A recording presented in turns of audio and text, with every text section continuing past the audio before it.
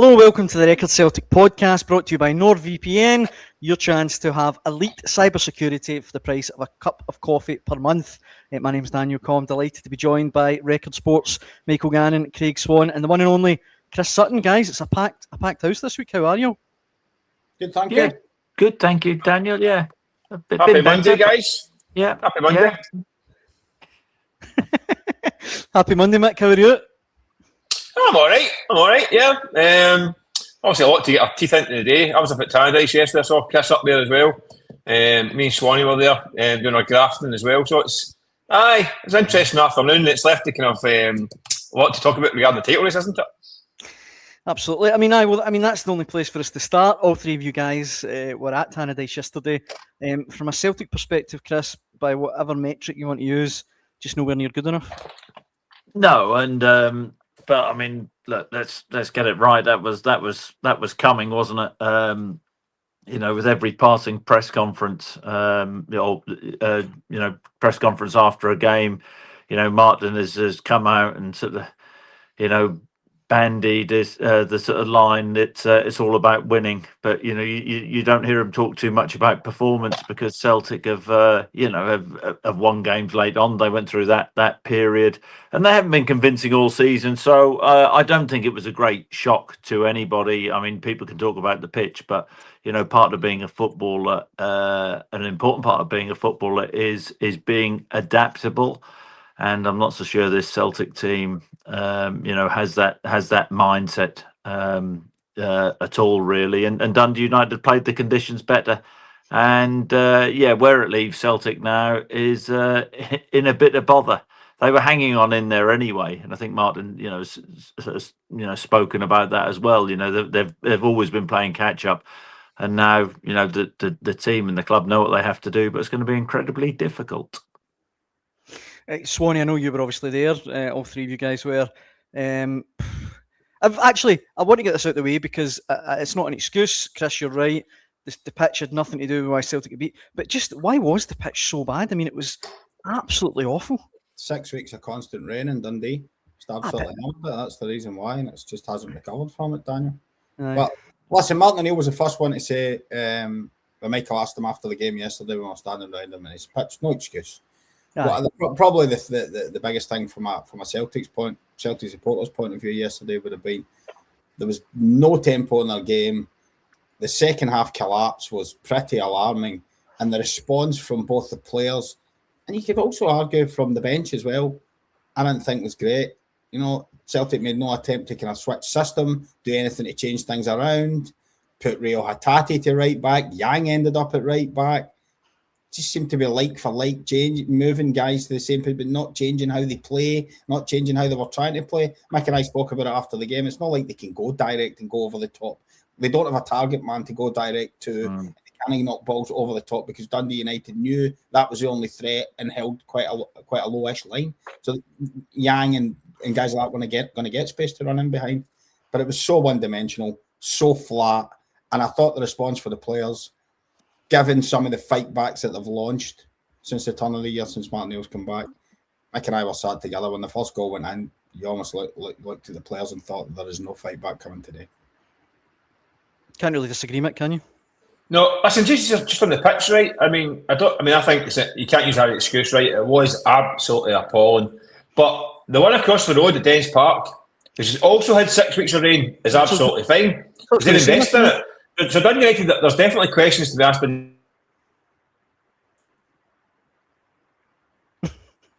Such a big question to Mick froze. Yeah. There's our agronomy expert, Mick Gannon. David Bellamy here is listen, that's no excuse. I mean, is it? It was a shocker, wasn't it? It's embarrassing. That game's great. I mean, Chris, you're working for Sky, yes, that game's great nationwide. Embarrassing. That pitch, and United should be getting their backside smacked for it. But and I understand all that. But I mean, you may be right to make the comparison that across the road at Dens Park, it's okay. But having said all that, I mean, back when I played, it wasn't that long ago. You have to get used to playing on pitches like that, and you have to adapt. And I think the thing which Craig said earlier about Celtic not having that sort of physicality up top, and not having that sort of striker where you can go direct into it and get runners off, that hasn't helped. But that position has been a problem area all season, hasn't it? And you can look at the January transfer window. We can be critical of the last summers. You can look at the January transfer window, and this is where I do feel for Martin, in the fact that he's watching these players train every day, and it's literally like a lucky dip who he's going to play at centre forward week in and week out. And the fact that he has in recent times made changes after 45 minutes, whether it's putting Maida out to the left hand side, whether it's starting Siobhan Shara, Adamu, just hasn't been really getting a look in. I know he did yesterday, and then I don't know how you guys felt, but it was a shock to me, Iheanacho starting. Or he's been out. His last game was the cup final, wasn't it? His last start was the cup final, and then he had the cameos against Stuttgart, 20-minute cameos, and then he missed the the games over the weekends after those cameos. So it just shows you what a mess, what a muddle Celtic are in, and that's not ideal. And he looked. And I know I've seen a lot of stuff online, people saying, well, he's our best striker, Iheanacho, but I still think he's miles off it. I think he does some good things in terms of his link up is okay at times, but I think there were times in the and having played that position, I do know a little bit about centre forward play. I think there were times in the first half where he was just downright lazy. And didn't work hard enough when balls were being played forward to actually get in a position where he could even be challenging for a ball and a knockdown. I think maybe fatigue had something to do with that. But it's been the story of Celtic season in the final third. Even if there was an early opportunity in the first half where Sinisalo played a long ball and Iheanacho goes up for it. He doesn't win the header, and neither did I can't remember which of the tall Dundee United centre halves it was. They missed it, and it went straight through. In the Dundee United goalkeeper Maynard Brewer picked the ball up. But even then, Yang or Days of Maida should just be gambling on the fact that that Iheanacho gets a flick, or the Dundee United centre half can't head the ball. They don't. And it's moments like that. It happened the week before against Motherwell. It happened the week before against Motherwell, the third goal. Exactly that. And Yang gambled and got in and got the third goal against Motherwell. Yeah, and they're like, look, I don't know whether many people pick up on it, but they're like small things. But you think, had you just done that? Had you just gambled, then you'd have that opportunity. But that sums up Celtic in the final third. And as I said, it's a guessing game for Martin. He watches him train every day. He must be tearing his hair out. The fact that he has to work with what he has to work with, and that yesterday especially, it was a game. I know they're three big centre halves, but sometimes we've talked about the pitch. You have to take the pitch out of the equation. You work out in the warm up. And I was watching the players warm up, and it was bobbling all over the place. So that maybe you have to play a different way and be a bit more direct. Celtic weren't capable of doing that, or even go wide and feed the ball to Yang, who's had an okay season, or Days of Maida. It then becomes about duels, and does your wide player have the ability to go past the Dundee United fullbacks who they did okay, but it was all trying to find out or pick out little pockets of space, and it was congested in the middle. And Jim Goodwin was saying, well, you're not going to play through us there, so you go wide, and Celtic didn't. They kept persisting, and Dundee United, for all their lack of possession, looked a bigger threat. To be honest, from where I was watching, it looked like it could have been 3 or 4 to Dundee United. Celtic didn't really have any fight yesterday. That's to me was the worrying thing, that the very least you expect from the Celtic team, it's in their DNA. They're going to fight to the very end. You saw Ibrox yesterday. It kind of felt like a few players, for want of a better phrase, had kind of chucked it. Yeah, listen, Chris said a few weeks ago in his column, he said, when Celtic were kind of getting by and getting out of jail with these late winners, and I think you said, Chris, at some point these performances are going to catch up with Celtic. And this is that catching up with Celtic. They've now lost twice in the last 3 league games, after Hibs as well. The performances are catching up with them. And this is the sins of the season, catching up with Celtic as well. The recruitment, as Chris touched on there, has been utterly appalling. I mean, they signed 6 players in January. One of them starts on Sunday. Majority of them don't look anywhere near capable of being Celtic players. You get back to the summer. Iheanacho comes in a day after the transfer window. He's been a disastrous signing. Iheanacho scored 3 goals, 2 penalty kicks, not scored since October, barely been fit, and then he manages to kind of get around for about 50 minutes yesterday. As Swan touched on, he's got nice feet, but that's not playing by the size of guys who are 22 stone with nice feet. Doesn't mean you pick him on a Saturday for a Premier League team. So it's no good. It's no use. He's been no use to anybody. Good money, no use to anyone. They've got Adamu, who doesn't look up to it, and Vuka, who came in. They spent about a month trying to find a right winger. They badly needed the right winger. Spent a month trying to find the right winger. They bring in Joe Mavuka, who produces one of the all-time worst performances I'll ever see at Ibrox for half an hour, for 40 minutes. We won't see him again. Having spent a month trying to replace Yang, well, then finding out last week how great Yang is, and he's now the main man. Yang, unfortunately, in a pitch, his touch isn't great sometimes on a bowling green. He had a shocker yesterday. These are all the sins of the season, all piling up, and eventually it's going to catch up with Celtic. In terms of the way they played, I don't know how Celtic are playing these days. I don't know what you think, Chris. I don't know what the plan is. I don't know what the strategy is. Formations chop and change, and I don't know I don't know what the pressing is. I don't know what the counter pressing is. I just don't know what Celtic. I don't know what the identity is. I don't know. They're just hoping that somebody can do something in the final third. And if someone doesn't do anything, more often than not, Benjamin Negan, they've got nothing. There's no other answers. There's no other way of creating or scoring a goal. This is not something new. They've been getting by hook or by crook, and it's papers of cracks. I mean, I think it's been 11 games this season they've scored in the final minutes to get points. 11 games that they could easily drop more points. So in reality, Celtic can be far worse off than they are now. It's not great just now. It could be even worse. You've got to say Martin O'Neill's managed to get this done by hook or by crook, but it could be even worse off. It's certainly not great, that's for sure. Michael, bear with me on this one. Boys, bear with me on this one if you could. But you were talking about the attacking, both you lads were talking about, 3 were talking about the attacking unit there. And we've got a great exponent on the podcast with us just now in Chris. And he'll tell himself, good strikers, good front players can cover a multitude of sins in a team. They can get you out of jail when you're playing badly and win a game. I had a friend who said to me last week, this is the worst Celtic team in 30 years. Now, I thought that was maybe a wee bit harsh, given the guys that are in there. In fact, I do think it's harsh, given the guys that are in there, the service, the things that they've won, etc. We actually made a point of going back and having a look at the front players that Celtic have had now. I don't need to go through. We don't need to bother going through them all, right? But because he said 30 years, it actually ties in. I reported my first Celtic game 30 years ago. It's actually a good idea. You go through, for Tommy Burns' team, we all know about Cadeti, Van Hooijdonk, all of those guys. Wim's team, the successful teams, forget them, because we all know them, like Martin's team with Chris and John Hartson and Larson, Strachan's teams with McDonald and Vennegoor, Hesselink and Maciek Zarawski, and then Angie's teams and Brendan's teams with Dembele and all those boys. But even the ones that really, so you think in the last 30 years, lads, the teams that have really, when it's really the wheels have fallen off, like John Barnes' team, say, for example, they started the season scoring goals and then Henrik Larsson broke his leg and it fell off a cliff at the end, but they still had Moravcik, Larsson, Tommy Johnson, Ayo Berkovic, Mark Viduka, still had those guys. Think when it fell away for the terrible days at the end of Ronnie Dyler when it was Carlton Cole and Colin Kazim Richards and these characters.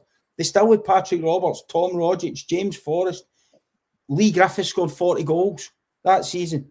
Ryan Christie. Still had guys like that they could call upon.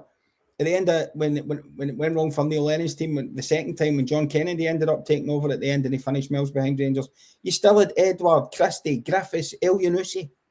The only one I could find that was even comparable was when Tony Mowbray's time, when you had like sort of Diamanti Camera and Fortuny and Morton Rasmussen. Remember names like that? But they still had Georges Samaras and Robbie Keane. Even within that, this current bunch would be the worst in 30 years, I would say. I don't think there's any argument with that. If you actually look at who they've got and you go through the last 3 decades, I don't think there's been a worse batch of front players at Celtic. A mate of mine said to me just that the other day, Swan, he said, "Oh, this is getting to John Barnes proportions." I think the John Barnes team would batter the Celtic team, personally. John Barnes' team had Craig Burley and Paul Lambert. And, Yeah. it's the attacking players, the attacking mistakes. Chris talks about it all the time. I'm not going to bore everyone. Kyogo has still not been replaced. And not only that, they sold Adamida. Yeah, that was a big. I mean, if you go back, to the Postecoglou team, they just played teams off the park. Yeah, That's what they did. High intensity football, out of the traps. You think of the wide players, centre forwards. You had that Hattati trademark run, which we barely see anymore. And then Rodgers sort of he sort of adapted it a little bit, but Celtic had Brendan Rodgers often talked about that pace up top. That was the way that Celtic were going to play. I mean, and now you look at the Celtic front line, you wonder, you sort of what is their identity? In my career, the teams I played in, and you've all watched a lot of football. It's quite a basic game, football, but how's your team going to score a goal? What's your style in the final third? And sort of back when we played with two up, and I was the guy who'd sort of sacrificed myself a little bit, and you'd play Henrik Larsson a little bit higher. Why would you play him a little bit higher? Because he was quicker than me, and he was a devastating finisher. But we would have that sort of combination play and that understanding of how we would play twin striker play.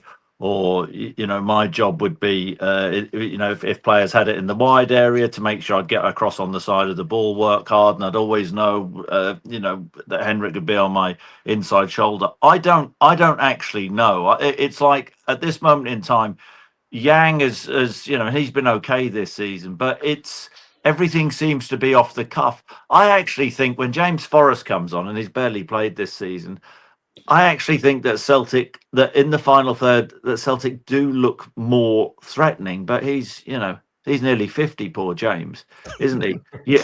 You've got Days and Maida off the other side when he plays off the other side. They all have their deficiencies. Whose product is his product? His end product is his end product. It's always been like that. But he's had a particularly poor season. But the centre forward situation is an absolute shambles.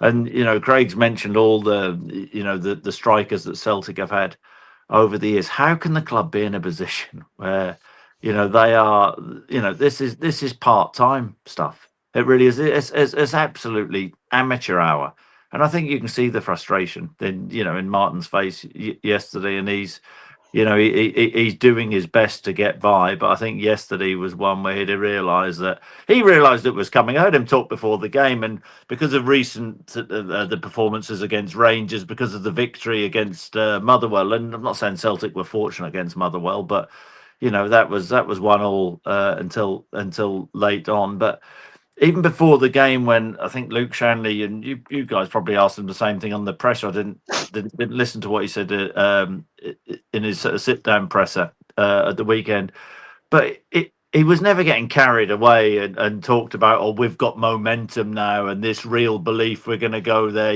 We feel it. It's the complete opposite of that. And why is it like that? Because he knows the team is crap at times, and that's the problem. And then after the game, it's about Celtic have to win 7 games. That's what we probably all think, maybe 6 and a draw. But are Celtic really capable of doing that? And we all know the answer. The thing that Celtic have on their side is, I think that Hearts are similar. They could lose games, and so are Rangers. So anything's possible. I think it's the most interesting. I never quite knew what to make of the split. I never quite knew what to make of the split. The split is the split, of course. But this season, I do think it's going to be epic, because previous years you always thought, well, Celtic could win this. Celtic could beat everybody after the split. But I mean, everybody's capable of beating each other, and that's what Celtic can cling to, really. But I actually thought, going into the game at Tannadice at the weekend, I actually thought that Dundee, the next game, up in Dundee was going to be maybe a harder one. And I mean, that's a monumental game. It really is for Celtic. But nothing's going to change in the final third. I mean, I don't know. Do you think things are going to change? I don't think so.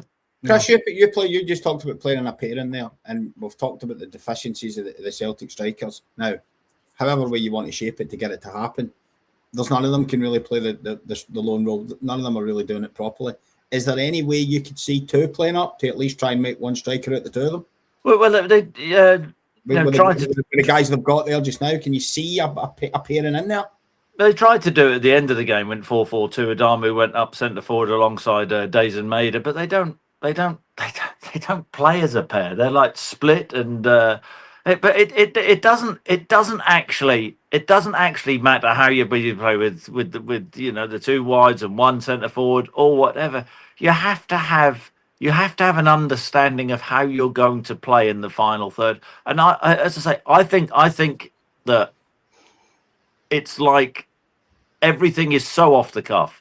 And in the final third, it does have to be, because everything changes, because the defender's positioning, the movement of the ball, and players have awareness. But we used to have rules within the team where a pass going into to say Petrov in midfield, he would always try and play round the corner first time.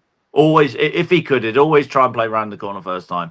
So I know he's trying to play round the corner first time. So I make sure I then get on the side of the ball and in front of my centre half. And if I don't get in front of my centre half, that's my fault. That's my problem. But you have that understanding it's going to happen. There are rules within the game which you use, and that's where it just becomes seamless, and you can become such a threat. And if I could get, I used to think, if I could get on the edge of the box and I could get my foot on the ball, and then you have Petrov following his run, or a Gat off the right hand side, running towards me, where I could slip him a pass, or I could play round the corner to Larson on my inside, or whatever. It's really hard to defend against. But at this moment in time, I mean, yesterday Iheanacho, I know he had the left foot shot in the first half, where I think that was the only time he really ran in behind. It's not what he wants to do, running behind. He always wants to come to the ball. And the way Dundee United set up with the three centre halves, that system is designed to defend deep. Everything was in front. And they were saying, well, even if your cross ball's in, our lanky centre halves, Jim Goodwin saying, our lanky centre halves will deal with it. Who's going to score a header in this Celtic team? Sort of centre forward wise, Shivan Shara scored one, didn't he? One against yeah, but I mean, that's another legitimate way of scoring, but you don't feel it. You don't feel it. It's a sort of bits and pieces front line, isn't it? Wait, sorry, Chris. Are these things all down to the personnel available, or does the coaching staff, manager and coaching staff, also have questions to answer on the way that they're playing? I think it's down to personnel. I mean, Mick, they're not under 12s. I mean, for God's sake, if they don't answer the question. Yeah, I know, but if they don't actually have that understanding, I don't know what they do. If they don't talk to each other in the dressing room, if the forwards don't speak to each other, I don't know. Does Yang talk to Iheanacho? Does Yang talk to Shivan Shara? Does Days? I don't know. But that's what I did at every club I played at, and you try and build relationships, understandings, connections, and that brings sort of that trust element on the field. You've all heard the phrase patterns of play. That's what that's what as a player you go onto the pitch and everything does change, but there are rules within the game. Space in behind, make sure somebody's running in behind, make sure you're not predictable in the way you play. If you're playing with an Iheanacho's game, and he's good at it, holding the ball, but then you still need players who are going to run in behind. Where does that come from? Who's going to get up in touch with Iheanacho when he plays that role? Shivan Shara, I don't quite know what he is yet. He seems to be a little bit of everything. Adamu, I watched his finishing before the game, and I know it's a difficult pitch, and you're thinking, really? Do you want a big chance to fall to him? we've had Johnny Kenny this season. That hasn't worked out. It just, we know what it all goes back to. We don't have to talk about that. What worries me is the future, as much as anything, and not necessarily, this season. Do I think Celtic will win the league? No, absolutely not. But I'm in many ways, I'm more worried for the fact that, and you guys, you'll be in the know better than me. But you look at this current squad, and there are a lot of players, for example, Days Maeda, Rio Hatati, whose levels haven't been at what they have been in previous seasons. But you look at next season, and you're thinking with this squad, I know a lot of players are out of contract and what have you. But where are Celtic going to be at the start of next season in terms of squad strength and depth? Because this team is a mishmash, isn't it? I mean, it's and that worries me more than, from Celtic's point of view. If they go on and win the league, they go on and win the league. I don't think Celtic will, but that worries me. That where's the strength in depth for years to come, and nobody knows who's going to take over. Maybe you guys know, or have heard whispers, but I do hope there's some sort of underlying plan in place or being put together. Some masterpiece being muddled together. It's getting done very quietly, if that's the case. It's the biggest secret in Scottish football if it's happening behind the scenes. That's the question, but isn't it? Who's the manager? Who's the head of recruitment? The director of football, you want to call it? These are positions that are all a chairman. It's not a chairman beyond the summer. It's a heck of a mess they're in for the summer, but to get through the rest of the next 7 games, it's going to be hard enough. But goodness knows what's down the pipeline. Some amount of work required. So that's what I was actually, before you brought it up, Chris. That was going to be my next question.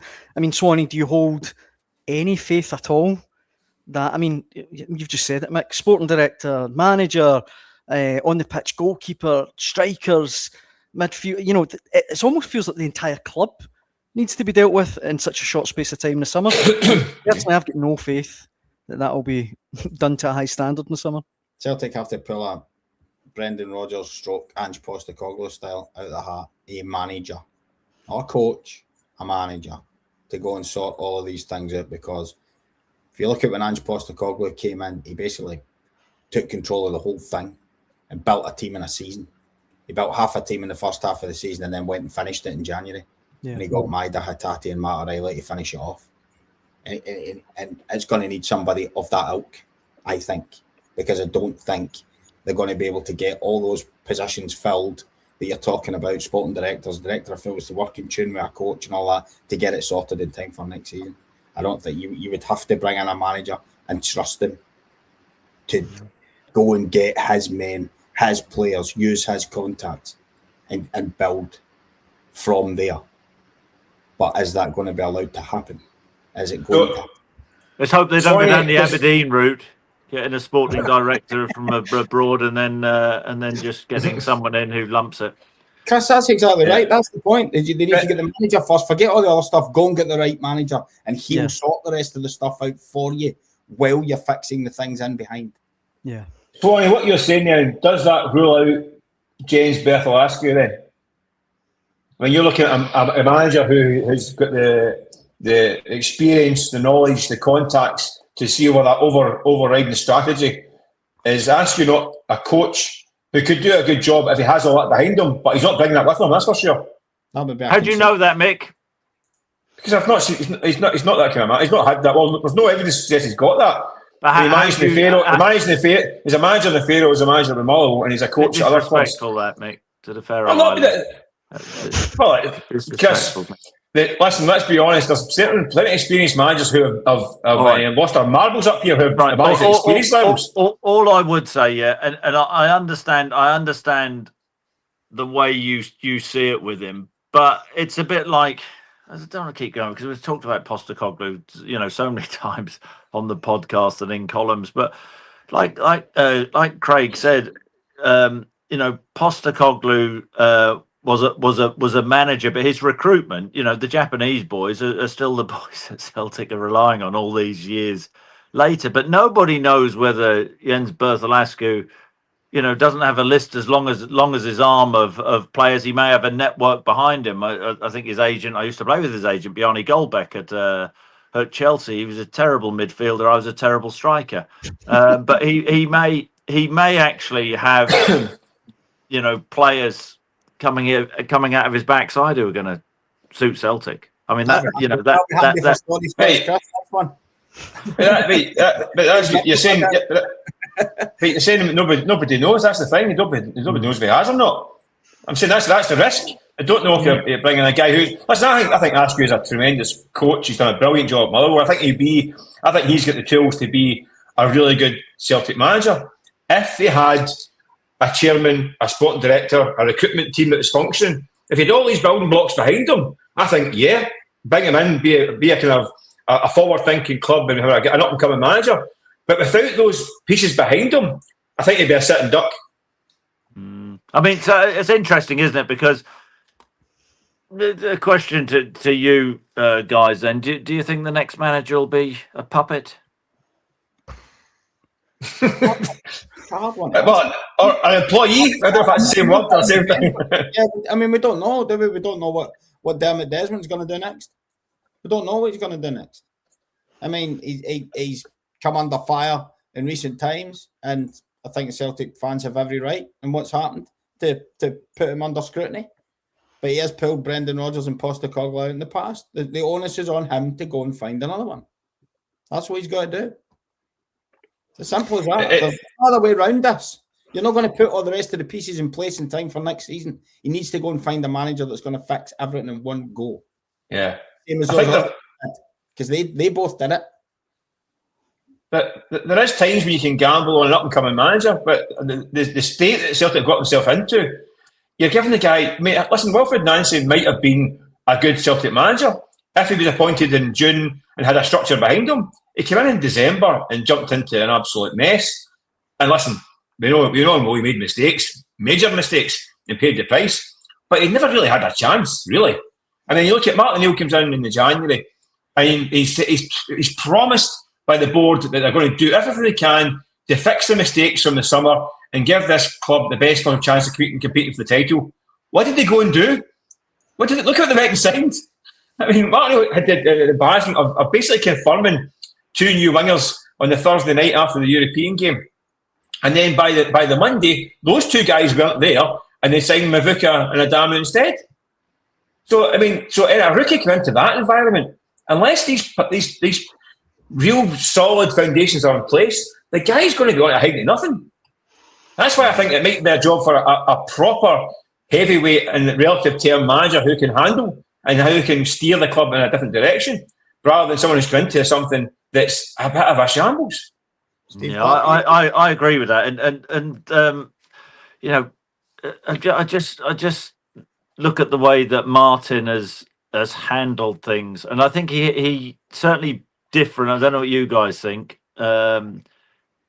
Sort of from his spell when he was manager when I was there, even the Schmeichel thing in the week, he was quite softly with that. I can't imagine him being softly with that 25 years ago. I just can't, even with the players coming in January, because I think he realizes how delicate the situation is at the club. I think he realizes that he has a fragile dressing room. So his game is trying to keep everybody on side, trying to keep that harmony, trying to talk the signings up in January when I'm telling you, he's not having those signings. I'm telling you. But yet that's the game he's that's the path he's sort of gone down. And I do understand that, because really, when you look at things, what's his alternative? So, I saw online he was getting criticism about the starting lineup at the weekend. I would love these people who are sort of criticising the starting line to try and pick a Celtic team at this moment in time. Who's a nailed on certainty? Who you think, wow, yeah, we've got him. He's all right. Tanecki, I always felt he was a better impact player. I mean, he went missing when he came on. Yesterday, He's got we've been through the stuff, the centre forwards, midfield positions, Negrin being an enigma. His goals, brilliant, but missing in action a lot of the time when Celtic want to control a midfield. You got the defensive issues which Celtic have had. I thought yesterday he was criticised. I saw for putting a Tati to right back, but Celtic are trying to get back in a game. And with the greatest respect to Anthony Ralston, as much as I think he's an all-in type of player, he's not Cafu, is he? In terms of so I answered that thought process. But Celtic are desperate, and they're playing like a desperate team, and with every selection every weekend, I bet Martin is just scratching his head like we all would be. Yeah. The very last thing, guys, before we wrap up, Chris, you kind of answered it. If you're watching at home, you'll be able to see the league table on your screen now. No Motherwell in there, no. No, listen, we narrowed it down to the top three, Chris. We're getting to the disrespectful. Daniel, yeah. Well, listen, I'll take it on the chin. But Chris is already. Oh, how dare you, Chris? How dare you? Two-footed tackle as well. That'll be Willie's VAR show on Friday. Listen, I'll move on.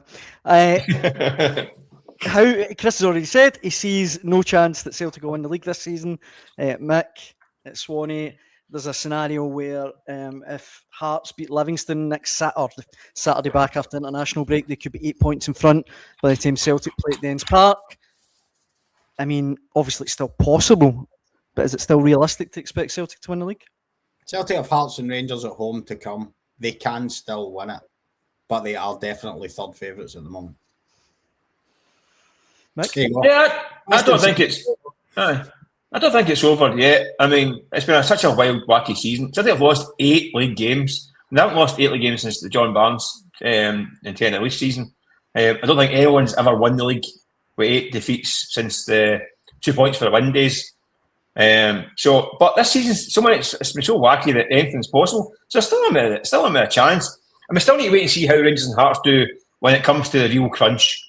They had a good weekend this weekend, Rangers and Hearts, and it looks like the momentum has swung back towards those two teams. But who knows what happens when the heat is on? Rangers have showed previously that they're capable of wetting the bed when it comes. Hearts, we just don't know. They've never really been in this position. So at some point, that's going to get interesting and get tight for them as well. They're winning games very, very narrowly. I watched the game against Dundee, weren't any great shakes. They've got 2 shots on goal and scored from one of them. So they're kind of getting by. But they might have to hit a tense period as well. So Celtic don't have the tools, they don't have the squad, they're lacking in key areas. But I don't think they're up against 2 vintage teams for this title race. It's not like Chris's day when Rangers were a right good side at the same time as Celtic were. It's 3 teams that are flawed, and some weekends are more flawed than others. This weekend, it was Celtic with the most flaws exposed. I mean, next weekend it could well be Hearts and Rangers. So I think there's more to come. Do I think it's likely? No, I don't think. Do I think they deserve to win it? No. If Celtic win the league this year, you might as well just pack it all in. Rangers and the Hearts and the rest are just banned because they can't win the league this year. The Celtic are 60 goals worse off than they were at this stage last year. 60 goals. They scored half the amount of goals they scored last season. If they win the league this year, just chuck it. Just fold the whole thing. What is the point? So I don't think they will, but they're still in fighting. And Chris, you still back in the Jambos? Yeah, I'd much rather be Hearts than anybody else. The fact they've got Shanklin back, I think after the international break they'll get others back. Milne will be back. I think Halkett had a back spasm or whatever. So yeah, it's about. I know Mick says they're narrowly winning games, but who would you rather be at this stage of the season? Danny Rolls, he's talking Rangers up a lot. I mean. So they're of course. I mean they'll fancy their chances, but as Mick said, over the years they have been serial losers, and you wonder whether that mentality will kick in again. Guys, it's been an absolute pleasure. I'm away to hit the gym and starve myself. Chris, if you can sleep tonight, I hope that's good. Come on, Daniel. Come on. Oh. I didn't mean it. You're in lovely shape. Oh, you're in lovely shape. Thanks, I appreciate that. It was more reckless than violent, Daniel. It's all right. Exactly. You lashed out. Just a reckless comment. That brings to the end of this week's Record Celtic podcast, brought to you by NordVPN. Thank you very much for watching and listening at home. Chris, it's always a pleasure. Thanks, Daniel. Swanee, good to see you. And good night from me. And Mick, I'm sure I'll be pestering you about other things soon. I think me and Swan need to join the gym, in fairness, Daniel. There's space in that treadmill. I'm in perfect shape. A circle. Get a tandem exercise bike. We'll go together. On that note, thank you very much for watching and listening at home, and we'll be back next week. Cheers.